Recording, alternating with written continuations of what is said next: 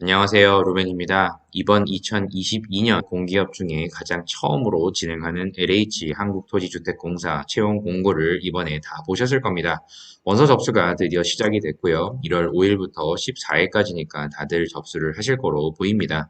이번에는 자소서 90, 어학 10으로 30배수만 서류 통과가 될 겁니다. 그래서 5급 225명, 6급 25명 이렇게 해서 진행이 되고요. 아마도 사무직에 가장 많은 인원이 몰릴 거로 예상이 되고요. 기술직에도 토목직이랑 건축직 이 기준으로 하는 인원이 몰릴 겁니다.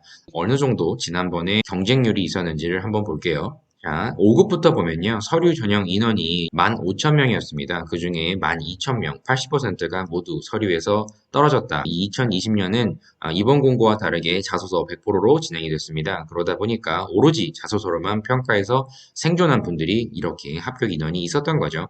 그래서 일반 행정, 법률 등등 이렇게 보시면 150대 1 정도의 경쟁률을 뚫고 최종 합격을 하신 분들이 이렇게 104명. 2019년 상반기를 보면 행정 기준은 13,000명. 아마도 이번에는 비시즌이다 보니까 더 많은 인원이 몰리지 않을까. 기술직을 살펴보아도 토목직이랑 건축직, 기계직, 전기직 이 직렬들이 가장 많은 인원이 몰립니다.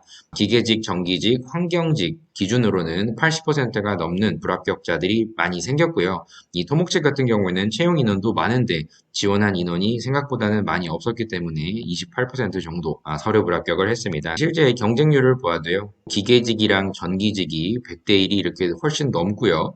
환경 지원하신 분이 상당히 많거든요. 그러다 보니까 300대 1 정도로 상당히 경쟁률이 셌습니다. 고조를 보면요. 역시나 사무 쪽에 가장 많은 인원이 몰립니다. 약 1600명 정도가 이렇게 지원을 했었고요. 이 중에 불합격률은 75% 정도가 됐었다. 그리고 기계직과 전기직 역시나 많은 인원이 몰리다 보니까 서류 불합격률이 높습니다. 자소서로 서류 통과를 일단 하셔야 되는 것이 상당히 중요하니까 이렇게 경쟁률까지 참고해 주십시오.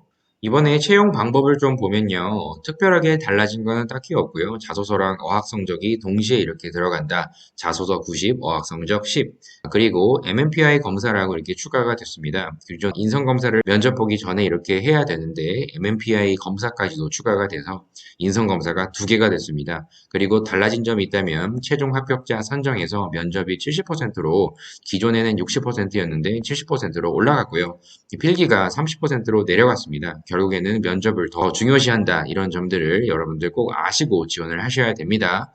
자, 이제 10일 동안 자소서 항목을 쓰셔야 될 텐데요. 다 지원 일정들 다 확인하셨을 겁니다. 이 필기시험 자신 있는 분들 자소서 확실하게 잘 쓰시고 꼭 필기까지 합격하셔서 나중에 면접 코칭 때 꼭 배웠으면 좋겠습니다.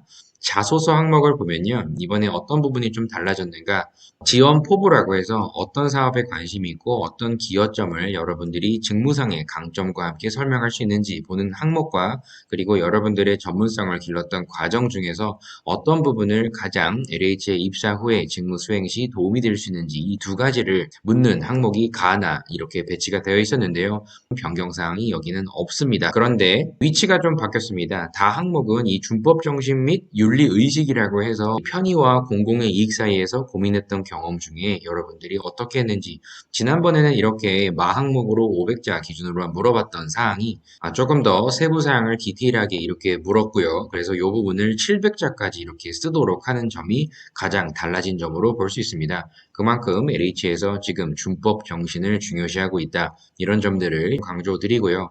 문제 해결이 좀 추가되었고요. 이 대인관계는 항상 물어보았던 이 항목이기 때문에 아마도 예상했던 내용들 중에 하나일 겁니다. 이전에 건보나 아니면 그 외에 공공기관에서 자소서를 써보셨던 분들이라고 하면 문제 해결 중에 창의적 문제 해결은 다들 대부분 써보신 적이 있으실 겁니다. 그래서 오늘은 좀 이 가나 항목, 역량형 자소서를 좀 보도록 할게요. 여러분들이 LH를 지원을 하시고자 한다면 지원 동기는 절대 빼먹지 않고 나오는 항목이다 보니 반드시 먼저 여러분들 정리하는 게 좋습니다. 그래서 기존에 나왔던 항목들을 다 보았을 때 지금 지원 포부 이렇게 있죠. 그래서 사업에 대한 기술을 가장 많이 물었고 여러분들이 어떤 역량과 강점을 지녔는지를 적어라. 이런 부분을 가장 많이 이야기했던 LH였기 때문에 때문에 미리 이렇게 작성하라고 제가 말씀을 드렸을 겁니다. 이 블로그 보시는 분들은 다들 보셨을 거예요. 그래서 항상 여러분들이 LH에 지원한다 그러면 내가 가지고 있는 직무 핵심 역량, 해당 역량을 쌓기까지의 이전의 노력, LH공사에 관심 있는 나의 사업 관심도, 그리고 입사 후의 역량, 활용도 이런 부분까지 쭉 한번 정리를 하는 게 중요하다. 이렇게 말씀을 드렸습니다. 그래서 이 자소서 틀은 이 LH 경영 목표 중에서 관심 분야, 그 중에 가장 관심 있는 사업과 그 이유를 정리를 해 주셔야 되고요. 입사 후에 지원 직무에서 가장 맡아보고 싶은 그런 업무들을 조직도를 보면서 여러분들이 희망 배치 부서와 어떤 일을 하는지를 조사를 좀 하시는 게 중요합니다. 그래야만 이 해당 업무를 진행하는 과정에서 가장 중요한 나의 핵심 역량은 무엇이고 입사 후에 어떤 식으로 목표를 수행하겠습니다. 라는 부분을 작성할 수 있으니까요. 이 예시인데요. 기존에 제가 지난 2020년에 합격을 하셨던 분의 자소서 항목을 약간 변형을 조금 했습니다. 이 지원 동기 항목을 실제 어떤 식으로 작성을 해야 되는지를 이렇게 틀로 잡아서 여러분들께 공유를 합니다.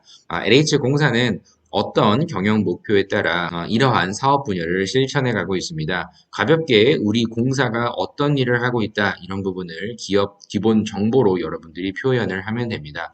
예를 들어서 주거복지 쪽에 나는 관심이 많다라고 하면 국민의 주거권 보장을 위한 주거복지를 실현하고자 청년 스마트타운, 공공실버 주택 등의 수요 맞춤형 주거복지 서비스를 LH는 제공하고 있다. 이렇게 나는 어떤 부분을 관심 있다라는 부분을 경영 목표에 따라서 이렇게 녹여내시면 됩니다. 만약에 도시재생 사업에 대한 관심이 많다라고 하시면 이 삶의 변화를 만드는 도시재생 사업을 통해서 기존 주민들의 재정착 이외에 다양한 생활복합 시설의 도입으로 이전의 활력을 되찾을 수 있도록 LH는 돕고 있다. 첫 도입부를 한번 해보시면 되고요. 두 번째 항목을 보면 이 사업의 지속 경영을 위한 나의 B라는 핵심 역량을 발휘하여 C라는 목표를 입사 후에 달성하고자 지원을 하였습니다. 이런 식으로 얘기하는 것이 가장 좋습니다. 그래서 내가 과거에 학습했던 전공 지식과 여러분들의 경험 이런 점들을 활용해서 주거복지 사업을 기획하며 수요 맞춤형 사업에 기여하고자 LH공사에 지원하였다. 이런 형태로 가셔도 좋고요. 두 번째 예시는 도시재생이었기 때문에 과거에 지역조합에서 근무하며 여러 연령층의 대출 업무를 수행하면서 열악한 환경 속에 고생하는 농민들의 자금 고충을 해결하며 쌓은 고객 맞춤 커뮤니케이션 역량과 편의 개선을 위해 힘썼던 경험을 활용하여 도시재생 업무를 통한 대한민국의 신유토피아 건설에 앞장서고자 지원하였습니다. 자, 그 다음에는 이 C라는 목표, LH에 입사를 한 이후에 그 목표를 수행하기 위해서 가장 필요한 역량이 무엇이라고 생각하는지, 그리고 그것을 쌓고자 다음과 같은 노력을 했다. 이런 부분을 강조해야 되기 때문에요. 주거복지 쪽이라고 하면 내 과거 경험 중 얘기하는 겁니다. 여러 입주민들의 이야기를 듣고 언급된 불편사항에 대한 개선 방향을 함께 만들어가는 토론회를 정기적으로 개최하였고, 층간소음, 공동사용구역의 위생 개선, 표준화된 주거 수칙 등의 주거 환경 향상을 위한 다양한 설문조사 결과값을 도출하여 이를 수행하였습니다. 실제 이 복지센터에서 일했던 내용을 이렇게 정리를 해봤습니다. 또한 외부적으로는 구청이나 시청에 제출하는 제안사항이 담긴 공문서를 제작을 하여 수요자 중심의 맞춤 정책의 중요성을 깨달았습니다. 내가 이런 과거의 경험을 통해서 얻은 것이 이 부분이 있다. 지금 역량 표출을 하는 과정 중입니다. 또 도시재생 사업을 볼게요. 이 도시재생 사업 추진의 핵심은 주민 역량 강화입니다. 이를 위해서 마을 조사를 통한 주민 실태 그리고 인터뷰, 주민 중심의 타당성 높은 아이디어 도출 등을 함께 만들 수 있는 환경 조성을 할 수 있는 적임자가 또한 중요할 것입니다. 이게 결국에는 내가 가지고 있다 이렇게 강조를 하는 중이죠. 저는 노령층 농업 종사자가 다수였던 지역을 감안하여 농업 종사 기본 가구 현황 등의 인적 구성, 주거 환경, 농촌 마을 공동체를 위해 필요한 사항을 파악하여 농촌 마을 공동체 활성화 팀을 만들어 다양한 계획 수립 및 운영으로 주민들의 정기적 투표 문화를 도입하기도 하였습니다. 과거의 나의 핵심 경험을 이렇게 적었습니다. 이런 과정을 왜 정리하면 입사하셔도 이런 역할들을 내가 수행할 수 있다고 지금 간접적으로 어필하는 중입니다. 그래서 마지막을 볼게요. 지원 사업의 보완점을 찾아 어떤 방법으로 수행하며 내가 이런 변화를 만들겠습니다. 이렇게 마무리를 하시면 지원 동기 자소서 항목은 충분합니다. 그래서 예시를 보면 이 주거 쪽이요. 이 주택 가격의 급등으로 인한 사회 경제적 불평등 문제와 주거 불안정은 심각한 사회 이슈입니다. 이 경험을 통해 쌓은 직무 수행 능력 이외에도 여러 부동산 정책과 정보 그리고 제도 습득으로 신속 정확한 민원 처리는 물론 중장기적으로 빈부 양극화를 최소화할 수 있는 현실적인 주거 복지를 실천할 수 있는 전문가로 성장하겠습니다. 이 부분은 실제 면접에서 물어보는 내용이기 때문에 제가 이렇게 메모를 남겨놨습니다. 주택 복지란 정의가 뭐라고 생각합니까? 참고를 해보십시오. 도시재생 쪽의 마무리입니다. 이처럼 입사 후에 도시재생 사업의 주민 역량 강화 사업에 참여하여 지역 주민과 지역 경제 활성화라는 상생의 관점에서 현장의 목소리를 통해 개선점을 계속 찾을 것이며 특히 LH의 농촌 맞춤형 지역 재생 사업 등을 통한 지역 간의 균형 발전을 도모하겠습니다. 그래서 이렇게 정리가 된 요 내용입니다. 농촌 맞춤형 지역 재생 사업 추진이라고 이렇게 있죠.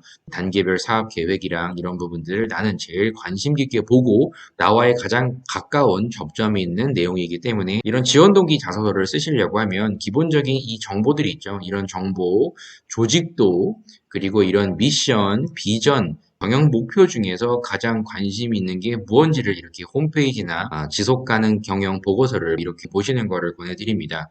특히 이렇게 LH 사업 중에서 가장 관심 있는 게 뭐라고 생각하는지를 일단 정하셔야 돼요.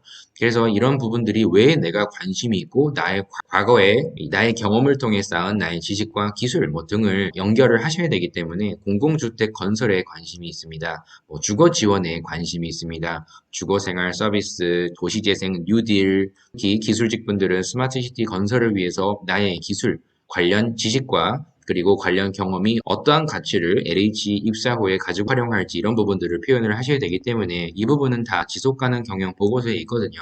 주요 사항까지 다 나와 있으니까요. 반드시 여러분 지속가능 경영 보고서를 보시는 걸 추천드립니다. 아시겠죠? 그래서 오늘은 LH 자소서 중에 1번 항목에 대해서 좀 알아보았습니다. 요 관심사와 입사 후에 어떻게 기여하고 싶은지 본인의 직무 역량과 강점이 뭔지 이런 부분들을 먼저 정리를 해보시고 두 번째 항목까지도 같이 한번 고려를 해주세요. 그럼 다음 영상에서 이 나 항목과 함께 어떤 식으로 첨삭을 해 나가야 되는지를 좀 알아보도록 하겠습니다. 그럼 다음 영상에서 뵐게요. 감사합니다.